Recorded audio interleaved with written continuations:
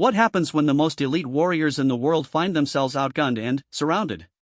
When Navy SEALs, the pinnacle of military training and tactical excellence, make the call for backup, you know the situation has gone from dangerous to deadly.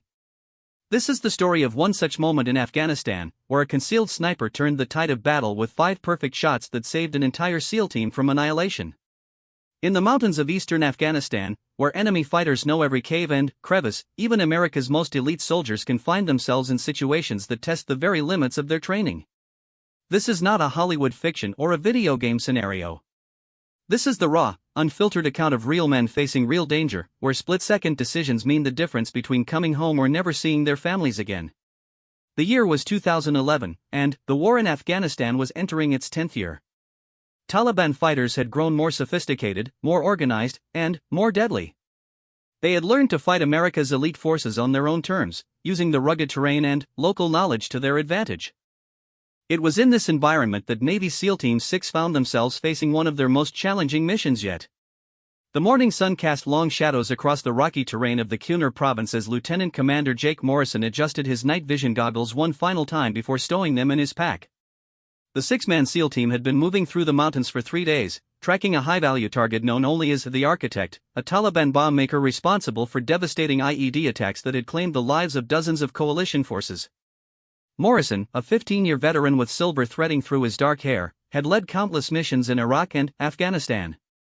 His team trusted him completely, and for good reason. He had a reputation for bringing everyone home, no matter how dangerous the mission became. Today, however, something felt different. The intelligence they had received was almost too good, too clean. In his experience, when things seemed perfect in Afghanistan, they usually weren't.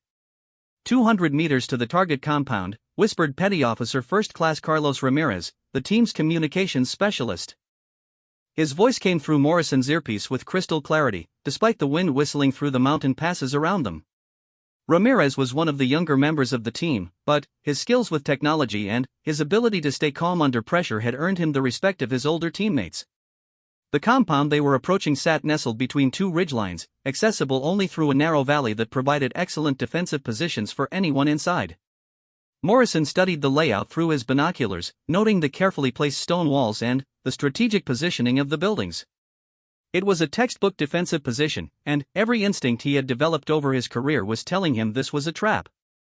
"I don't like it, LT," said Chief Petty Officer Marcus Williams, the team's explosives expert and second-in-command. Williams was a massive man, standing 6'4" with hands that could crush a person's windpipe or delicately defuse a bomb with equal skill. He had been Morrison's right-hand man for 5 years, and the two had developed an almost telepathic understanding of each other's thoughts in combat situations. "Too quiet. Too easy." Morrison nodded, understanding Williams' concerns. The compound should have had guards visible, or at least some signs of normal daily activity. Instead, it sat silent and seemingly abandoned in the early morning light. But their intelligence indicated that the Architect was inside, along with detailed plans for upcoming attacks on coalition bases. "Overwatch, this is ground team," Morrison spoke into his radio, addressing their sniper support positioned on a ridgeline 800 meters away. "We're beginning our approach. Maintain visual contact and report any movement." The voice that responded was calm and professional, carrying the slight accent of rural Montana. "Copy that, ground team. This is Overwatch. No movement visible from my position. You have a clear approach vector, but something doesn't feel right up here either." Staff Sergeant David "Ghost" Thompson had been providing sniper support for SEAL teams for 3 years. His reputation for accuracy was legendary among special operations forces, with confirmed kills at distances that seemed almost impossible. He had earned his nickname not just for his ability to remain unseen, but for the way enemy fighters seemed to simply disappear when he had them in his sights. Thompson adjusted his position slightly, maintaining his view of the compound through his rifle scope. His Barrett M82A 1.50 caliber rifle was perfectly zeroed, and he had spent the previous evening checking and double-checking every piece of equipment. The morning air was still, providing ideal conditions for long-range shooting, but something about the entire situation had his nerves on edge. "I count 6 buildings, 2 stories each, with multiple firing positions," Thompson continued his report. "If this goes sideways, you'll have limited cover during your approach. Recommend extreme caution. Morrison acknowledged the warning and signaled his team to begin their descent into the valley. They moved with the fluid precision that comes from years of training and combat experience together. Each man knew his role exactly, and they communicated through hand signals and subtle movements that had been practiced thousands of times. Petty Officer 2nd Class James Mitchell, the team's medic, carried not only his medical supplies but also additional ammunition for the team's weapons. Despite his role as a healer, Mitchell was also an excellent marksman and had proven his combat skills in numerous firefights. His steady hands, trained to perform life-saving surgery under fire, never shook even in the most intense situations. Behind him moved Petty Officer 2nd Class Alex Rodriguez, the team's intelligence specialist and linguist. Rodriguez spoke fluent Pashto and Dari, making him invaluable for gathering intelligence from local sources. He also served as the team's point man, using his understanding of local customs and behavior to spot potential threats before they materialized. The final member of the team was Petty Officer 3rd Class Tommy Chen, the youngest member of the group at only 24 years old. Chen served as the team's breacher and demolitions assistant, carrying specialized equipment for defeating locked doors and fortified positions. Despite his youth, he had already proven himself in combat and had earned the trust and respect of his older teammates. As they moved down the rocky slope toward the compound, Morrison's radio crackled with updates from their command post, located at a forward operating base 30 miles away. The mission was being monitored by intelligence analysts and senior officers who were tracking their progress through satellite feeds and radio communications. Ground team, this is base. Satellite imagery shows no movement in your target area. Proceed with caution, but mission is still a go, came the voice of Major Patricia Hayes, their operations officer. Hayes was a former Army Ranger who had transitioned to intelligence work after being wounded in Iraq. She had a reputation for meticulous planning and never sending teams into situations without proper support. Morrison acknowledged the transmission but felt his unease growing with each step closer to the compound. The silence was unnatural for this time of day in an area that should have been showing signs of normal civilian activity.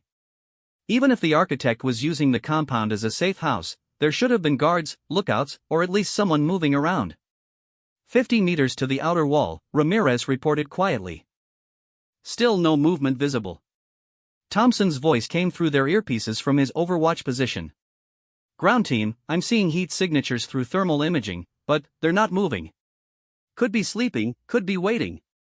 Count shows approximately 12 to 15 individuals spread throughout the compound. Morrison held up his fist, stopping the team's advance. 12 to 15 was significantly more than their intelligence had indicated. They had been told to expect the architect and maybe 2 or 3 bodyguards. The numbers Thompson was reporting suggested either their intelligence was wrong, or they were walking into a carefully planned ambush. Base, this is ground team.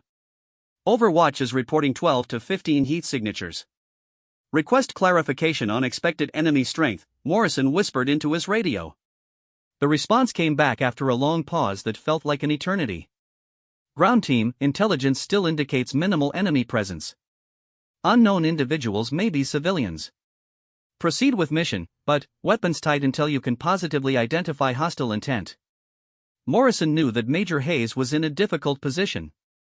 The intelligence on the architect's location had come from a source that had proven reliable in the past, and the opportunity to capture or eliminate such a high-value target didn't come often.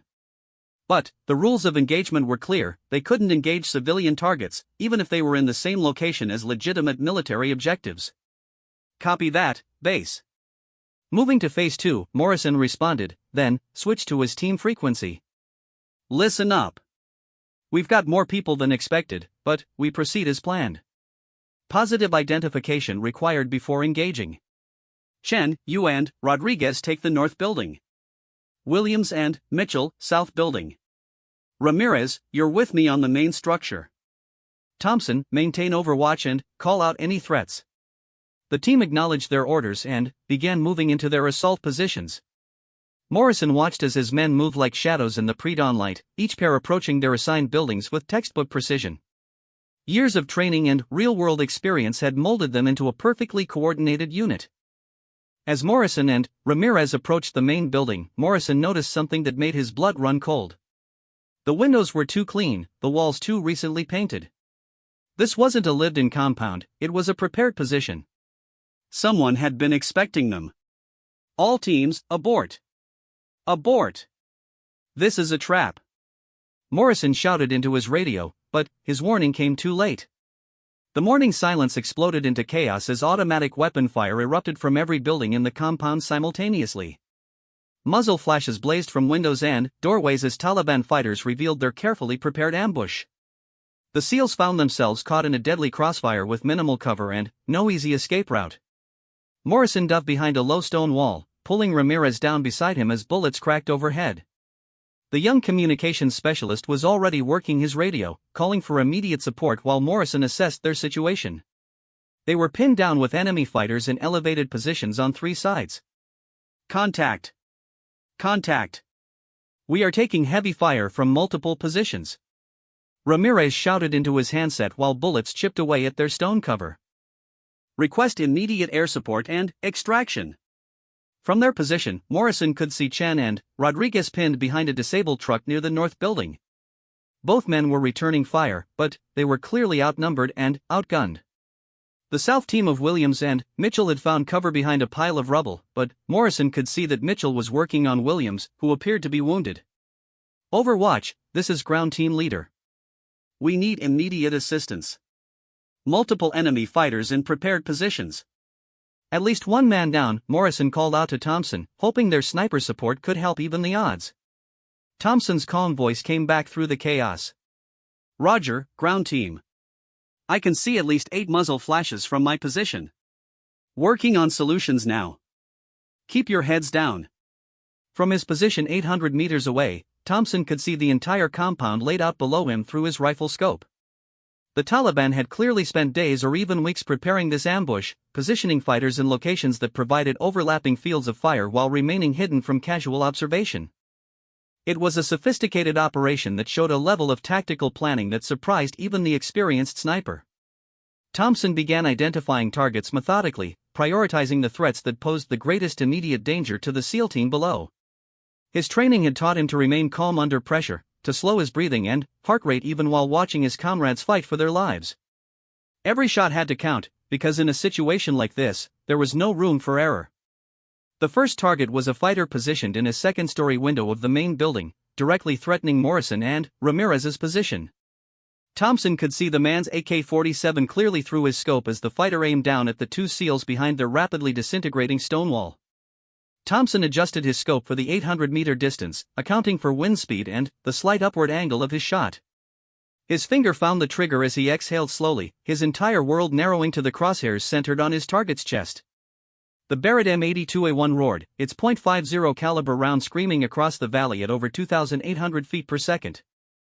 Thompson watched through his scope as the heavy bullet found its mark, and the enemy fighter disappeared from the window. One threat eliminated, but many more remained. That's one down, ground team. Working on the next target, Thompson reported calmly, already shifting his aim to a fighter who was moving between positions in an attempt to flank Chen and Rodriguez. Below in the compound, Morrison heard Thompson's rifle and saw the immediate reduction in fire from their direction. The sniper's intervention had given them a momentary respite, but Morrison knew they were still in desperate trouble. The enemy had planned this ambush carefully, and they clearly had reinforcements positioned to prevent any escape from the valley. Base, this is ground team leader. We are in contact with superior enemy forces in prepared positions. Request immediate helicopter gunship support and medical evacuation. We have at least one wounded, Morrison radioed while Ramirez continued to provide covering fire. Major Hayes' voice came back tense with concern. Ground team, nearest Apache support is 20 minutes out.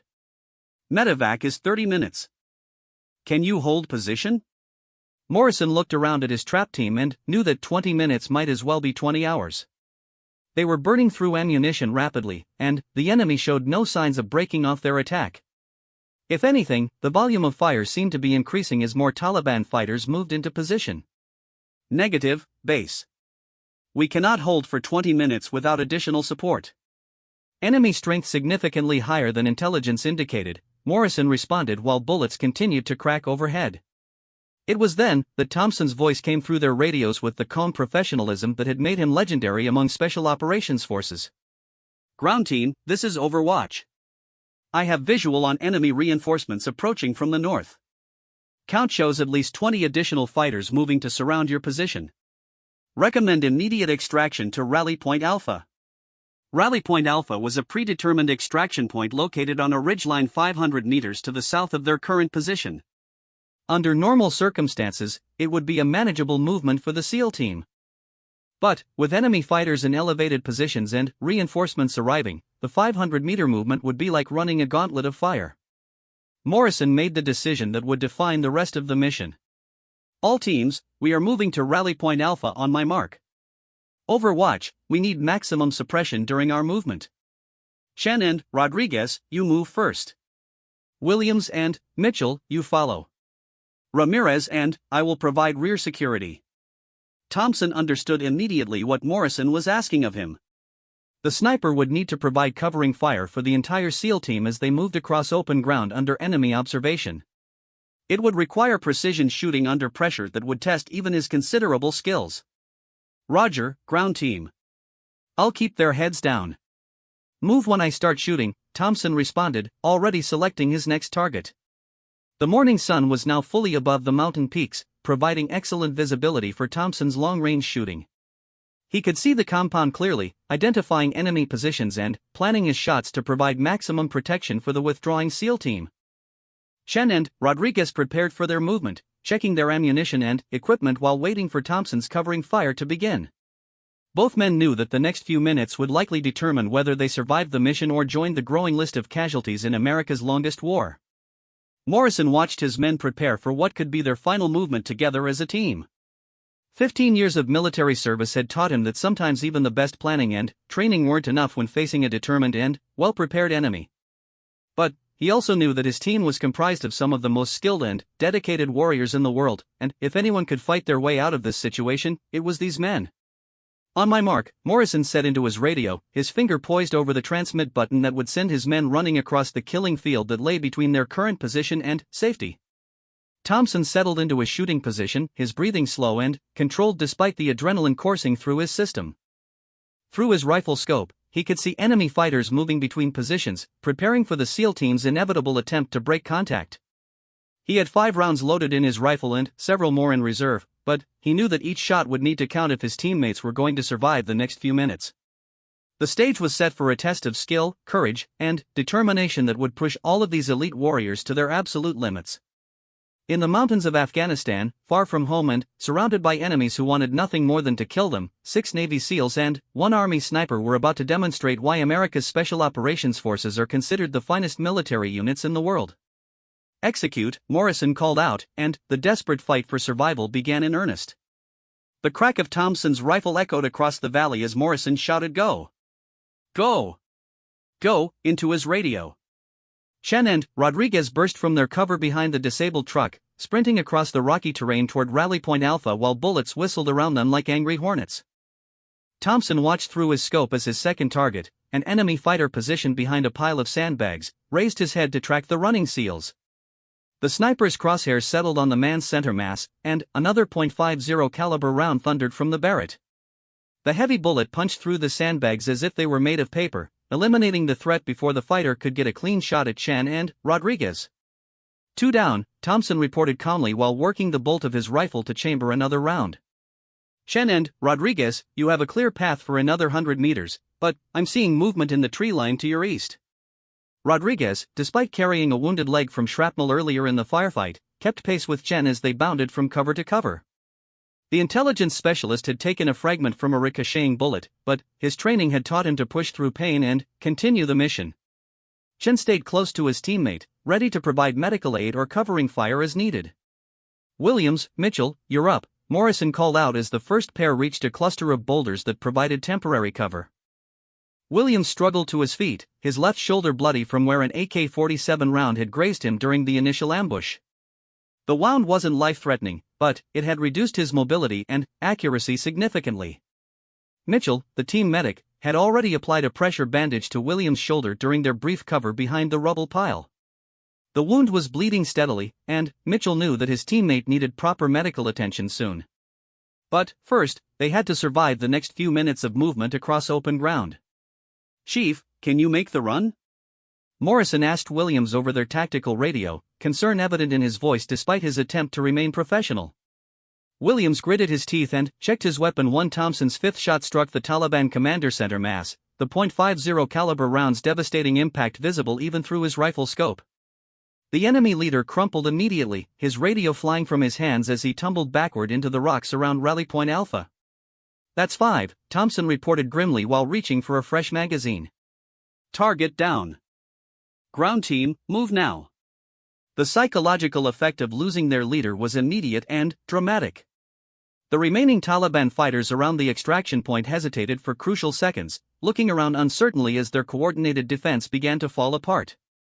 Those precious moments of confusion gave the SEAL team the opening they desperately needed. Morrison led the charge toward Rally Point Alpha, his M4 carbine chattering as he laid down suppressive fire. Despite 3 days of continuous operations and the stress of the ambush, his movements remained fluid and precise. 15 years of military training and combat experience had ingrained these skills so deeply that they functioned almost automatically, even under extreme stress. Chen and Rodriguez moved to the left flank as ordered, using the rocky terrain to their advantage as they bounded from cover to cover. Rodriguez's wounded leg was stiffening significantly, but the intelligence specialist refused to slow down his teammate or compromise their assault on the extraction point. 2 tangos left side, behind the big boulder, Chen called out as he spotted enemy fighters attempting to reposition themselves to meet the American assault. The young breacher's sharp eyes had caught movement that might have been missed by someone with less training. Rodriguez immediately shifted his aim toward the position Chen had identified, his M4 carbine ready to engage as soon as the Taliban fighters exposed themselves. Despite his injury, the intelligence specialist's hands remained steady and his breathing controlled, a testament to the rigorous training that all SEAL team members received. Williams and Mitchell approached from the right flank, with the medic staying close to his wounded teammate to provide support if needed.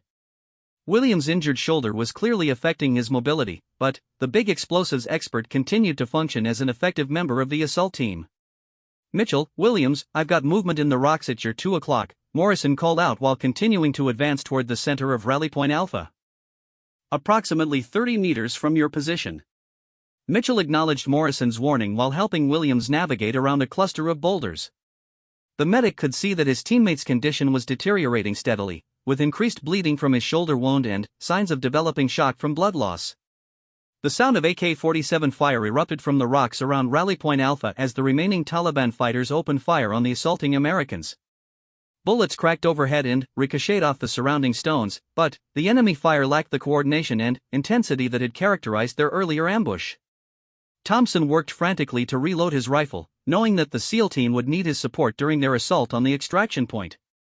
The .50 caliber Barrett took precious seconds to reload properly, and he could hear the increasing volume of gunfire from the valley below as the final phase of the battle developed.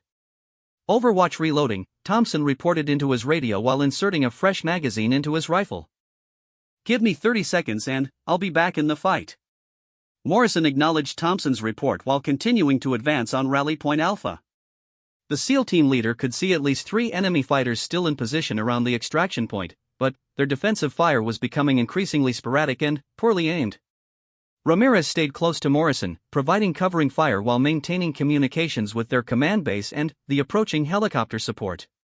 The young communications specialist had proven himself repeatedly during the mission, demonstrating the calm professionalism that was essential for success in special operations. "Boss, Apache flight is 1 minute out. They're requesting target designation for gun runs," Ramirez reported while engaging an enemy fighter who had exposed himself trying to get a better shot at Chen and Rodriguez. Morrison quickly assessed the tactical situation around Rally Point Alpha while continuing his assault on the extraction point. The remaining Taliban fighters were positioned in locations that would make helicopter gun runs difficult without risking American casualties from friendly fire. "Negative on gun runs until we clear the immediate area. Too close for comfort with our current positions," Morrison replied while diving behind a boulder as automatic weapon fire swept across their intended path. Chen spotted an enemy fighter attempting to move to a flanking position and immediately engaged with his M4 carbine. The young breacher's shots were accurate and controlled, demonstrating the marksmanship training that was fundamental to all special operations forces.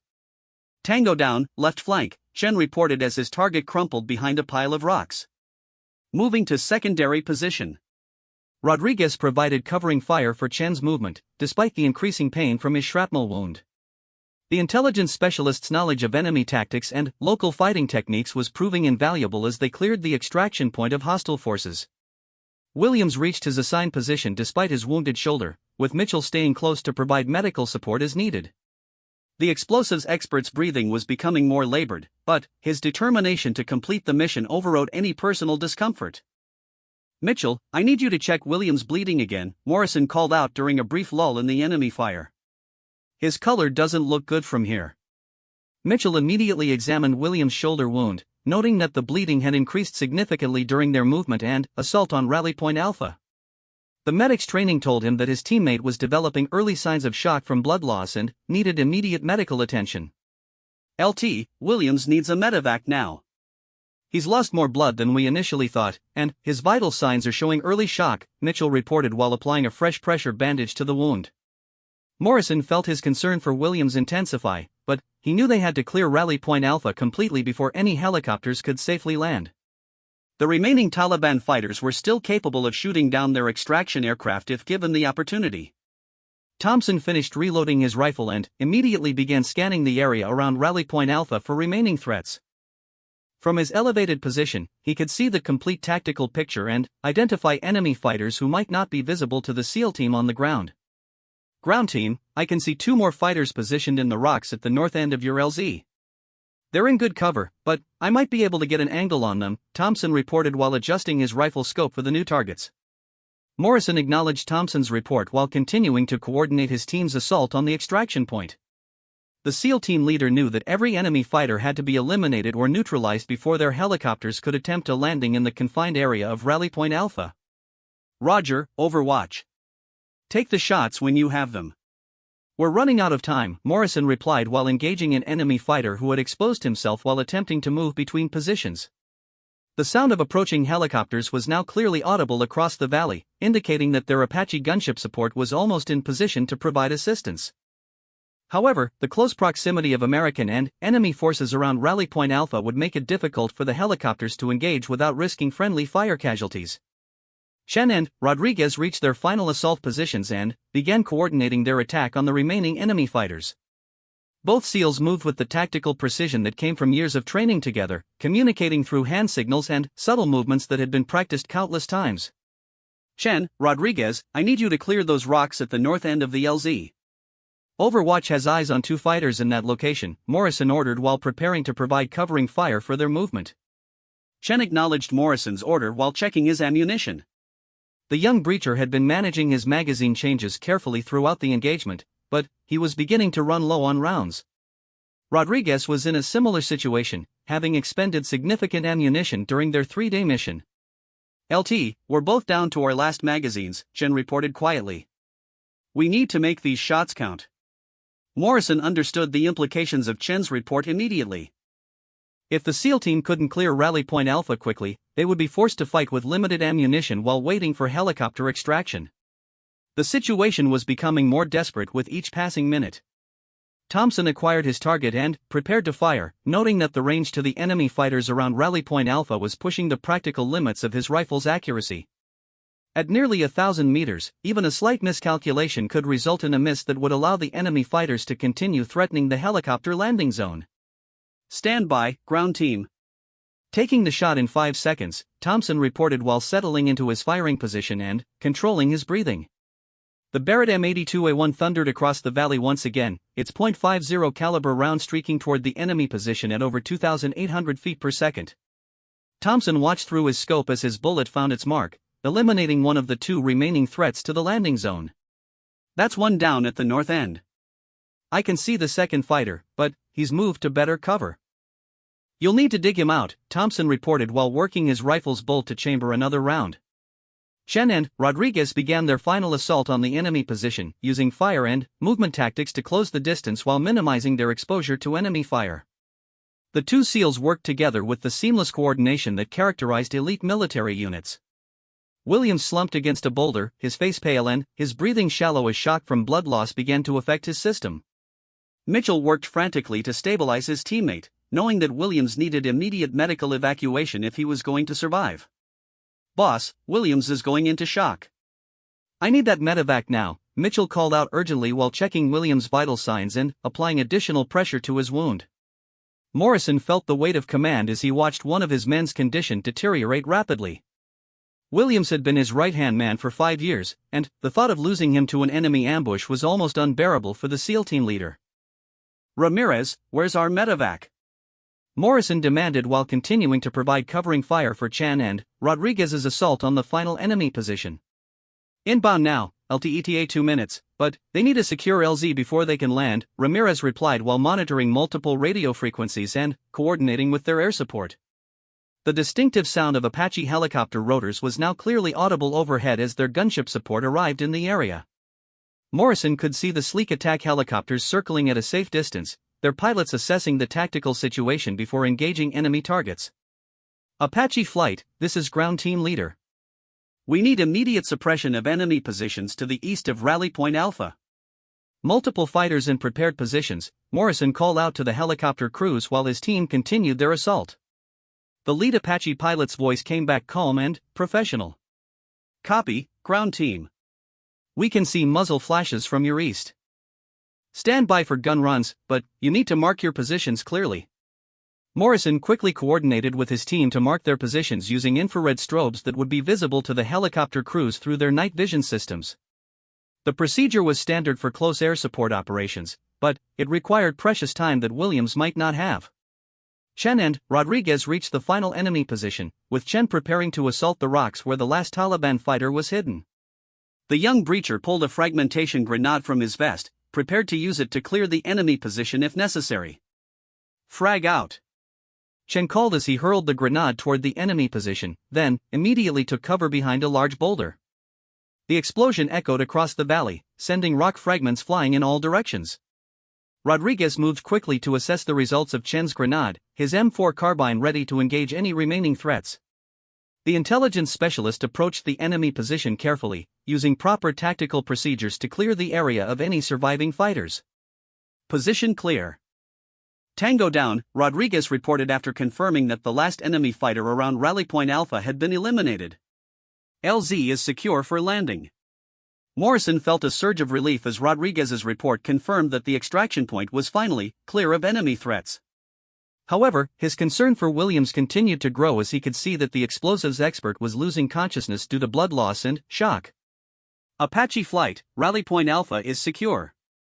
We need immediate medevac for one urgent surgical, Morrison called out while moving to Williams' position to assess his teammates' condition personally.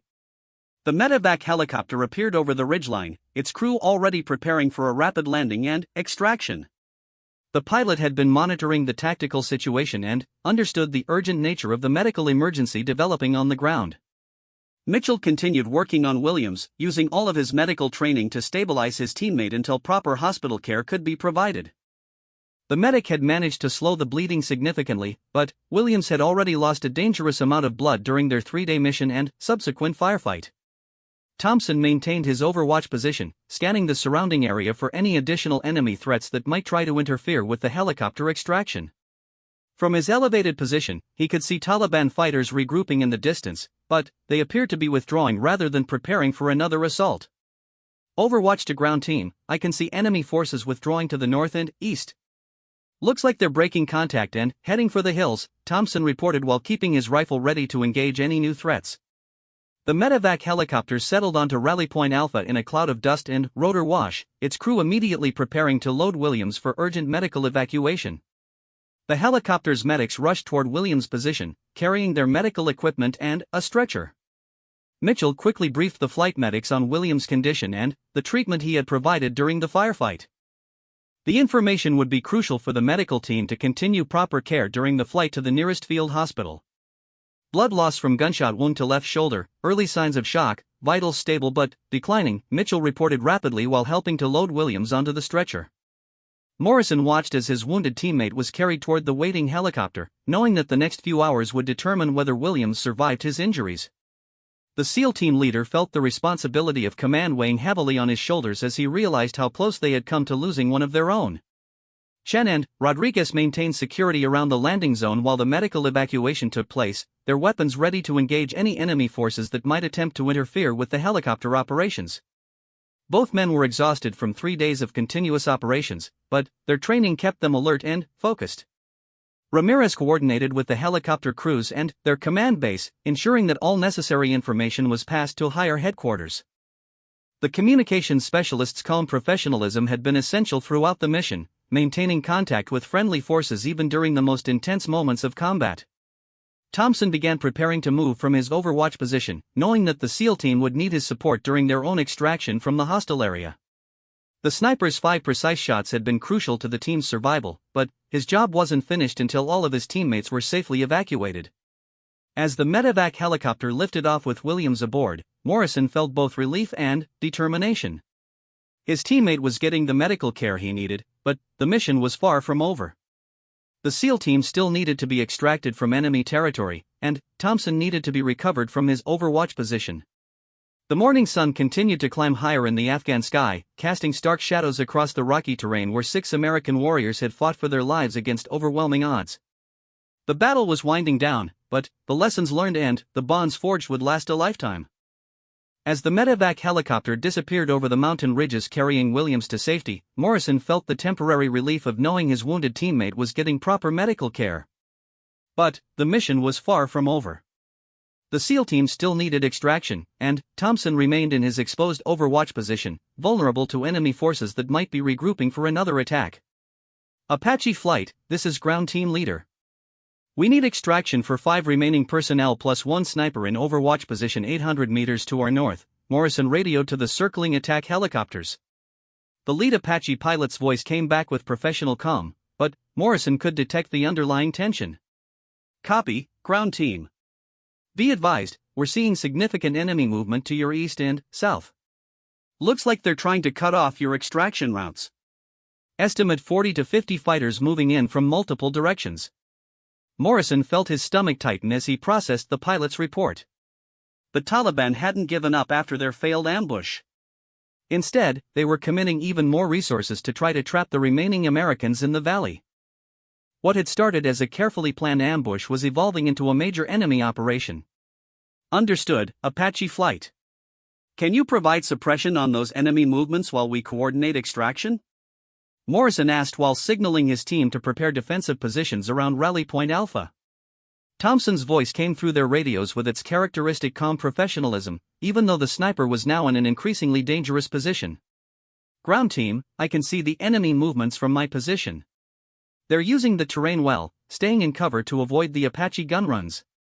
I count at least 60 fighters total, moving in 3 separate groups. The situation was deteriorating rapidly. What should have been a simple extraction was becoming another major firefight, with the Americans outnumbered more than 10 to 1. Morrison knew that his team's ammunition was running critically low, and they couldn't sustain another prolonged engagement without resupply. Base, this is ground team leader. We need immediate reinforcement and resupply.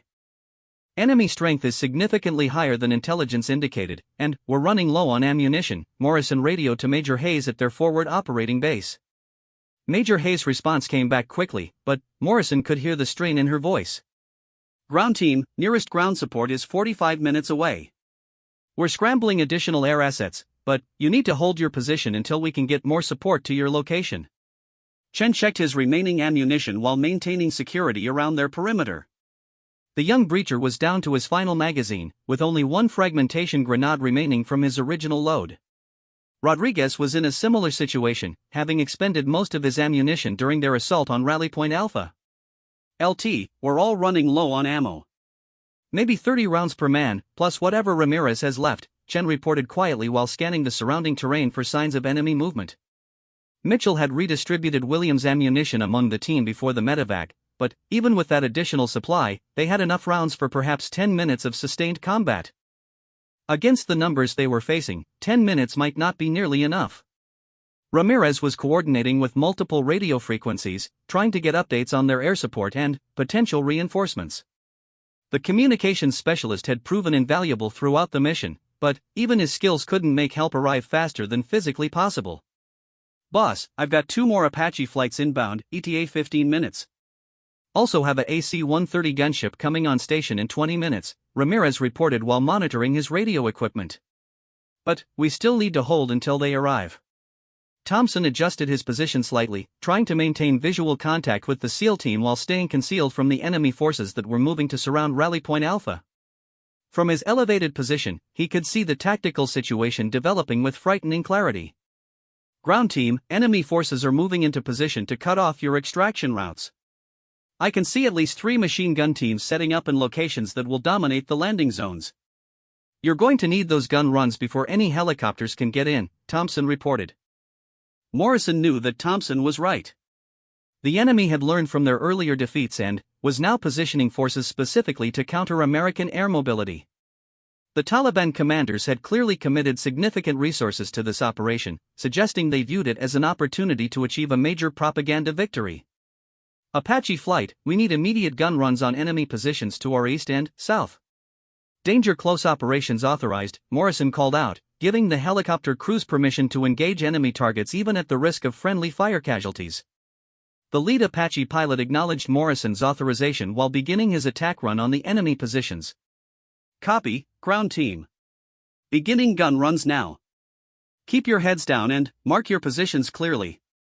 The distinctive sound of the Apache's 30mm chain gun echoed across the valley as the attack helicopter engaged the Taliban machine gun positions.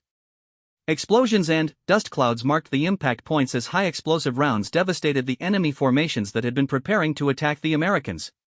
But the Taliban fighters had learned from previous encounters with American air power.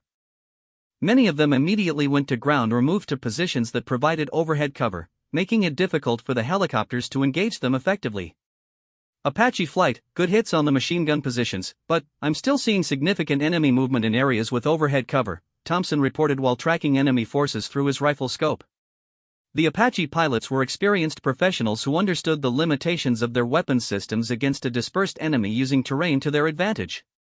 They could suppress enemy movement and destroy major weapons positions, but they couldn't eliminate every individual fighter hiding in the rocks. Copy, Overwatch. We're having difficulty engaging targets that have overhead cover.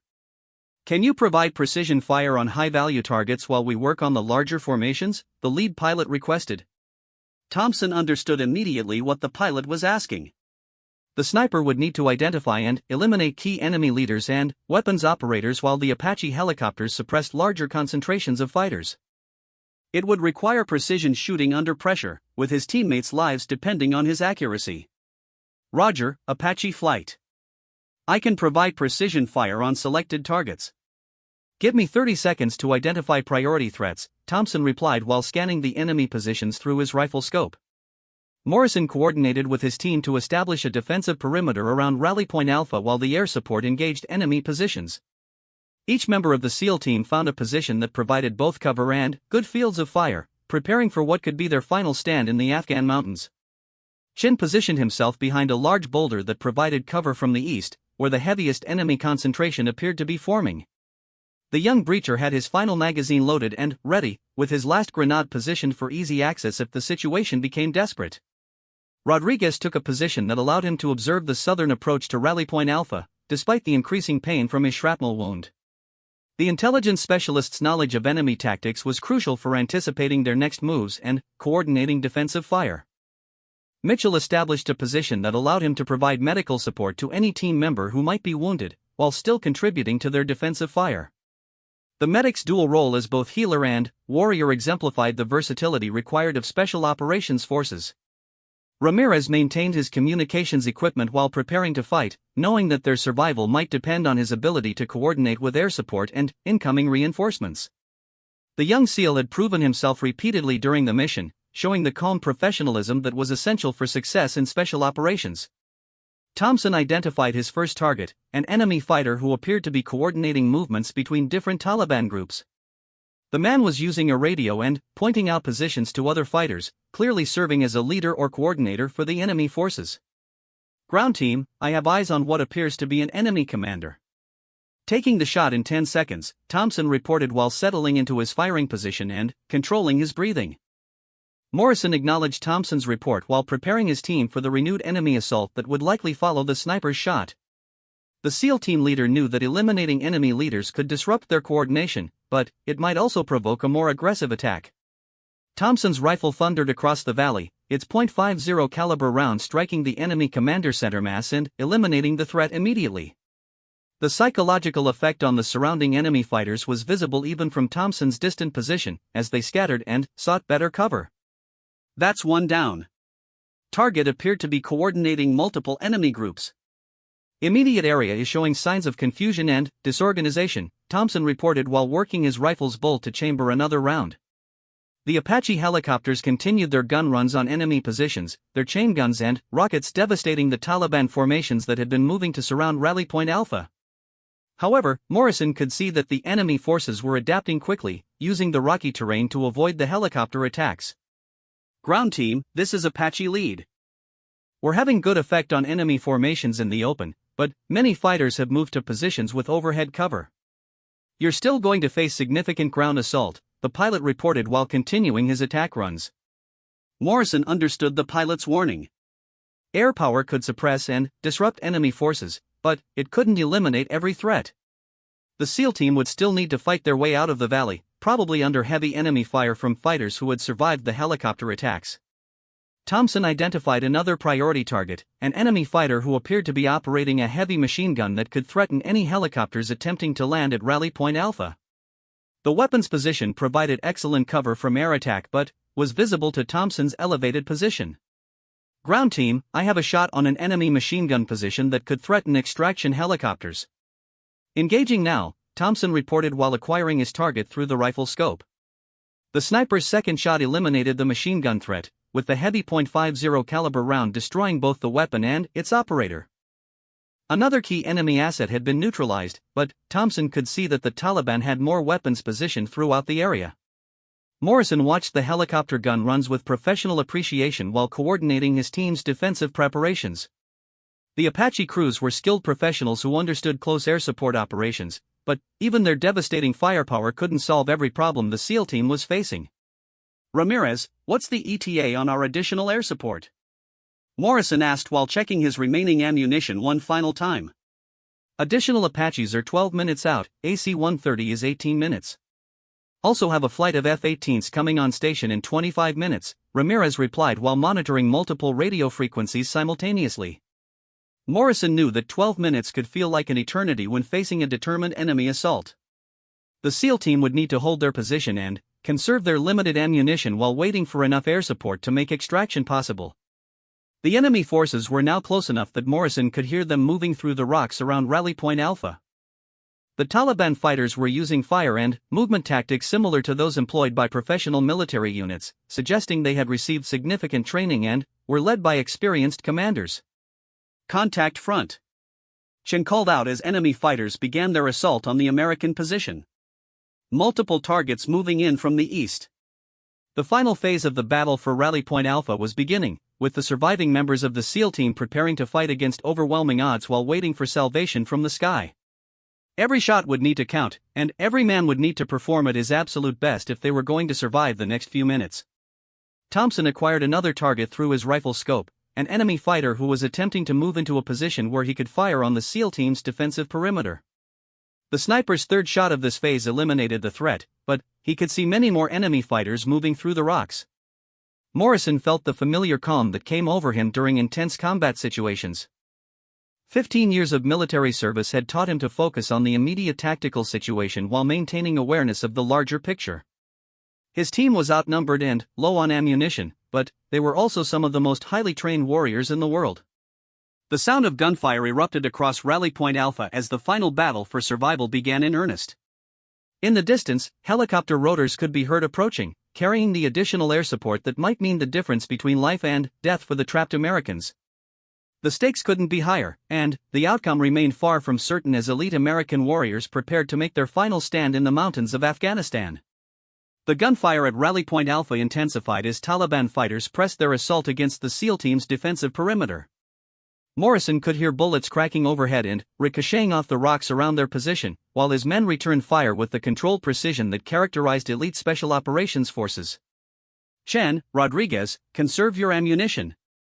Make every shot count, Morrison called out while engaging an enemy fighter who had exposed himself while trying to move to a better position. Thompson continued providing precision fire from his overwatch position, each shot carefully aimed to eliminate the most dangerous threats to his teammates below. The sniper had already fired 8 rounds during this final phase of the battle, and each one had found its mark with devastating accuracy. Ground team, I can see at least 20 fighters still in the fight, but the helicopter gun runs have definitely disrupted their coordination. They're not attacking as organized units anymore, Thompson reported while scanning for his next target. The psychological effect of Thompson's precision shooting was becoming evident in the enemy's behavior. Taliban fighters were becoming increasingly cautious about exposing themselves, knowing that the American sniper was still active and deadly. This caution was reducing the effectiveness of their assault, giving the SEAL team precious time to hold their position. Morrison could hear the approaching helicopters getting closer, their distinctive rotor sounds echoing off the mountain walls. The additional Apache gunships would provide much-needed fire support, but they would still need a secure landing zone if they were going to extract the remaining team members safely. Apache 2 and 3, this is ground team leader. We need immediate suppression of enemy positions around Rally Point Alpha. Be advised, we have friendly sniper in overwatch position 800 meters north of our location, Morrison radioed to the incoming air support. The lead pilot of the additional Apache flight responded with calm professionalism. Copy, ground team. We have visual on your strobes and can see muzzle flashes from enemy positions. Beginning coordinated gun runs now. The valley erupted in explosions and gunfire as the additional Apache helicopters joined the battle, their 30mm chain guns and Hydra rockets devastating the remaining enemy positions. The coordinated fire from multiple aircraft created a steel curtain around Rally Point Alpha that few enemy fighters could survive. Rodriguez spotted movement in the rocks to their south and immediately engaged with his M4 carbine. Despite his wounded leg and exhaustion from 3 days of continuous operations, the intelligence specialist's shooting remained accurate and controlled. Tango down, south side, Rodriguez reported after his target fell behind a cluster of boulders. But I'm seeing more movement in that same area. Mitchell maintained his position while treating his own minor wounds from rock fragments that had been kicked up by near-miss bullet impacts. The medic's hands remained steady despite the chaos around them, ready to provide medical aid to any teammate who might be hit. Chen engaged multiple targets with his final magazine, using controlled bursts to maximize the effectiveness of his remaining ammunition. The young breacher had proven himself repeatedly during the mission, demonstrating the maturity and skill that had earned him a place on the elite SEAL team. Last mag, LT. After this, I'm down to my sidearm, Chen reported while continuing to lay down accurate fire on enemy positions. Morrison acknowledged Chen's report while calculating how much longer they could hold their position with their current ammunition supply. The additional air support was helping significantly, but the enemy fighters who had survived were now in positions that provided excellent cover from helicopter attacks. Thompson identified what appeared to be the last organized enemy position, a group of 4 Taliban fighters who had established themselves behind a natural stone barricade that protected them from the Apache gun runs. The position allowed them to continue firing on the SEAL team while remaining relatively safe from air attack. Ground team, I have eyes on 4 fighters in a prepared position that's protected from air attack.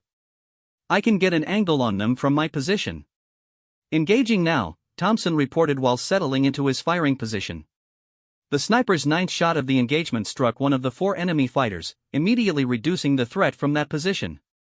Thompson worked his bolt smoothly, chambering another round while the surviving enemy fighters scrambled to reposition themselves. Morrison could see that the tide of battle was finally turning in their favor.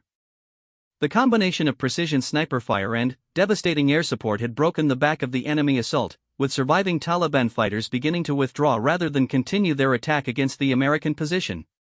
Ramirez, get me an ETA on extraction helicopters. It looks like we're getting control of this situation, Morrison called out while continuing to scan for remaining threats. Extraction birds are inbound now, LT ETA 3 minutes to your location. AC-130 gunship is also on station and ready to provide overwatch during extraction, Ramirez reported while coordinating with multiple aircraft and their command base. The distinctive sound of the AC-130 gunship could be heard high overhead, its multiple weapons systems ready to engage any enemy forces that might interfere with the extraction operation. The aircraft's sophisticated sensors could track individual fighters even in difficult terrain, making it nearly impossible for enemy forces to mass for another attack. Thompson fired his 10th shot of the final engagement, eliminating another enemy fighter who had been attempting to move into a position where he could threaten the incoming extraction helicopters. The sniper's accuracy under extreme pressure had been absolutely crucial to the SEAL team's survival. That's 10 down from my position during this engagement. I can see scattered enemy fighters withdrawing to the north and east, but no organized resistance remaining around Rally Point Alpha, Thompson reported while beginning to prepare for his own extraction from the overwatch position. Morrison felt a surge of relief as Thompson's report confirmed that the immediate threat to their extraction had been eliminated. The SEAL team had survived one of the most intense firefights of their careers, but they weren't safe yet. They still needed to get Thompson out of his exposed position and extract all personnel safely. Apache Flight, this is Ground Team Leader. Rally Point Alpha appears secure for helicopter operations. Request immediate extraction of sniper from overwatch position before enemy forces can regroup, Morrison radioed to the circling attack helicopters. The extraction helicopters appeared over the ridgeline, their crews already preparing for rapid pickup and departure. The pilots had been monitoring the battle and understood the urgent need to get the American forces out of the area before enemy reinforcements could arrive. Chen fired his final rounds at a Taliban fighter who was attempting to escape through the rocks, then immediately switched to his sidearm. The young breacher had managed his ammunition perfectly throughout the engagement, making every shot count when it mattered most. All teams, prepare for extraction. Thompson, we're sending a bird to your position first, then we'll extract from Rally Point Alpha, Morrison ordered while coordinating the final phase of their mission. Thompson acknowledged Morrison's order while gathering his equipment and preparing to move to a landing zone near his overwatch position. The sniper had been in position for over 4 hours, maintaining overwatch while his teammates fought for their lives in the valley below. Rodriguez provided covering fire for Chen's movement to the extraction point, despite his own wounded leg and exhaustion. The intelligence specialist had proven himself repeatedly during the mission, demonstrating the dedication and skill that characterized all members of the SEAL team.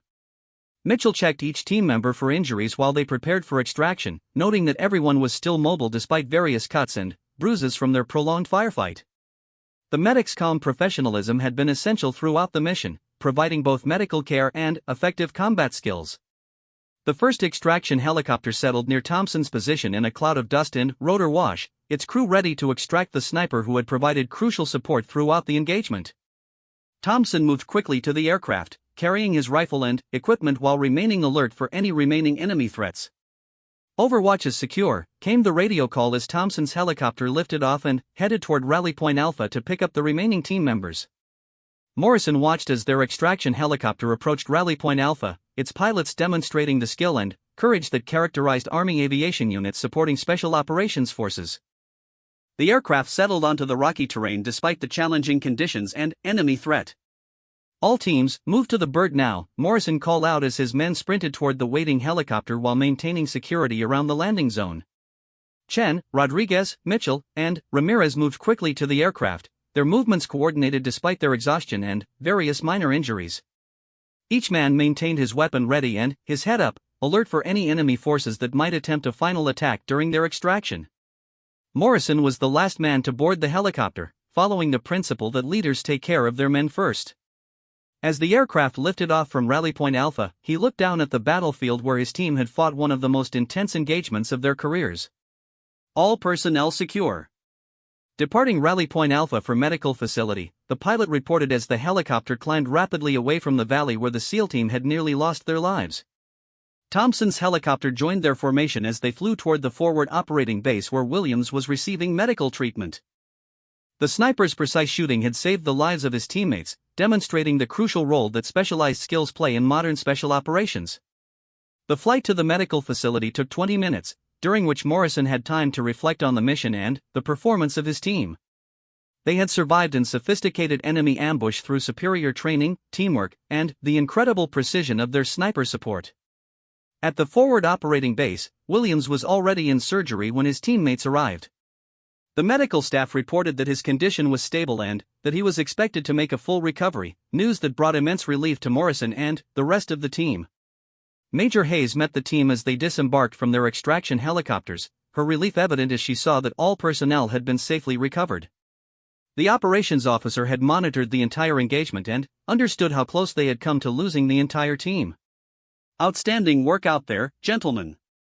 The intelligence failure that led to this ambush is under investigation, but your performance under extreme pressure was exemplary, Major Hayes told the team during their initial debrief. Thompson joined the debrief after securing his equipment and rifle. The sniper's calm demeanor hadn't changed despite the intensity of the engagement, but his teammates could see the satisfaction in his eyes at having successfully supported their mission. Preliminary count shows 15 confirmed enemy Kia from precision rifle fire, with additional casualties from air support. Your shooting was absolutely crucial to the team's survival, Major Hayes told Thompson during the debrief. Morrison felt pride in his team's performance, but also concern about the intelligence failure that had nearly cost them their lives. The mission to capture the architect had been based on information that was either wrong or deliberately misleading, suggesting serious problems with their intelligence network. Over the following days, the investigation revealed that their intelligence source had been compromised by the Taliban, who had used the information to set up an elaborate ambush. The architect was never found, having disappeared well before the SEAL team arrived in the area. Williams made a complete recovery from his wounds and returned to the team 6 weeks later. The explosives expert's injury had been serious but not life-threatening, thanks to Mitchell's immediate medical care and the quick evacuation to proper medical facilities. Thompson was recommended for the Silver Star for his actions during the engagement, with his precision shooting under extreme pressure cited as crucial to saving the lives of 6 fellow servicemen. The sniper's 5 perfect shots had indeed ended the threat and allowed the SEAL team to survive their most dangerous mission.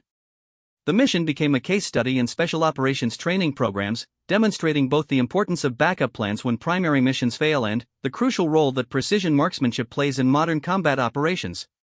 The brotherhood formed between these warriors during their desperate fight for survival would last for the rest of their lives. Morrison continued leading SEAL teams for 3 more years before retiring and becoming an instructor at the Naval Special Warfare Training Facility. He often told the story of Thompson's 5 shots to new SEAL candidates, emphasizing how individual skills and teamwork combined to overcome impossible odds.